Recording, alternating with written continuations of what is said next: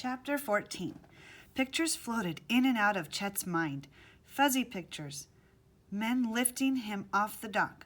And the inside of Dr. J's motor car. The white walls and white sheets of the hospital. Unsmiling doctors, shaking their heads. A pretty nurse with a soft voice. And Uncle Jerry, who always seemed to be sitting right next to Chet. Was Chet asleep? Was he awake? Was he alive? Or was he dead? It was 2 days before Chet decided for sure he was alive, and 3 more before he understood what had happened to him, that the shark had ripped away part of his calf. Another few seconds, and that shark would have taken off his whole leg. It will heal, the doctor said, patting Chet on the shoulder. It will take some time, but your leg will heal. The miracle kid, said Uncle Jerry. That's what the newspapers are calling you, and it's true. But by then, Chet had heard about the others. The boy attacked a mile down the creek from Elm Hills, and the man who jumped in to try to save him. Both are dead. Chet's room was filled with flowers and cards from people all over the country, but none of it mattered to him. His leg hurt worse than it had when the shark was biting him. The medicine they gave him made him feel sick and woozy. He wanted Mama and Papa, but their train was still making its way across the country. Every time Chet fell asleep, he woke up suddenly, shaking with fear, his bed soaked with sweat. The terror faded some when he was awake, but somehow that shark was always lurking, its black killer eyes watching him, its bloody teeth glistening. Chet had never felt so alone. Chapter 15. It was Chet's 6th morning in the hospital when there was a knock at his door. He sat up. Sure, it was Mama and Papa, but it wasn't. Dewey, Sid, and Monty stood in the doorway. Uncle Jerry was right behind them. The hospital was a 2-hour trip from Elm Hills.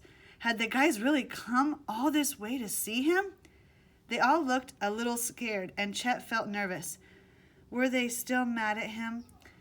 Chet raised his hand and gave the briefest, tiniest wave, and just like that, the guys came barreling across the room, fighting each other for a spot on his bed. Their jostling hurt his leg, but Chet couldn't have cared less. I'll be in the hallway, kiddo, Uncle Jerry said. I think that pretty nurses like me. The door closed, and all the guys started talking at once. They dynamited the creek. A guy caught a shark in the bay, says it's the same shark. It was 10 feet long. They cut open its stomach. They found human bones. Of course, Jerry had told Chet all this, but he didn't stop the guys from telling him again. He liked the sound of their voices around him. He hoped they never stopped talking. They told him that Captain Wilson was a celebrity, that newspaper reporters were coming from around the world to talk to him. Your uncle said your leg will be okay, Dewey said. You're going to have a huge scar, Sid said. He sounded almost jealous. Chet hadn't looked too closely at his leg when the nurses changed his bandages. That was when it hurt the most, when they washed the wound. He had to keep his eyes closed tight and bite down on a rag to keep from screaming until the cleaning was done. A chunk of flesh was missing from his calf. He'd have more than a scar. He'd have a limp. Just like me, Uncle Jerry had said. Won't slow you down a bit. Minnie keeps asking about you, Dewey said. Chet wondered what Minnie would think of a boy with a limp. Sid moved a little closer to Chet. We're sorry, he whispered. We're sorry for everything, said Monty. Sid looked like he was about to cry. It's my fault. What? Chet said. You didn't put the shark in the creek? Sid laughed a little and wiped his eyes on his sleeve. We should have listened to you, Monty said. If we had gotten out of the water, you wouldn't have gotten bitten. And if you hadn't come, Dewey said, we'd be... But if I hadn't played that stupid prank, Chet said, you would have believed me. You saved me, Sid said. You guys saved me, Chet said. He swallowed hard and they all sniffled a little. Then a hush came over the room, and in that quiet moment, Chet realized something. He and the guys would always be tied together by the terrible things they'd seen, by what they'd done for each other. It was a while before Sid said, we're calling a truce, no more pranks. As usual, nobody argued with Sid. It was settled. The guys stayed all afternoon until Uncle Jerry poked his head in and said it was time to go. The guys lingered until Uncle Jerry shooed them out the door. Wait for me, Uncle Jerry told them, and then he closed the door and came over to Chet's bed. Your mama called the hospital, he said. She and your papa will be here after dinner tonight. Chet smiled. You know, Uncle Jerry said, straightening the sheet, I had an idea. Thought I'd mention it to you. He cleared his throat. Maybe your papa would like to help me run the diner, Uncle Jerry said. It's a busy place. I think he might enjoy it.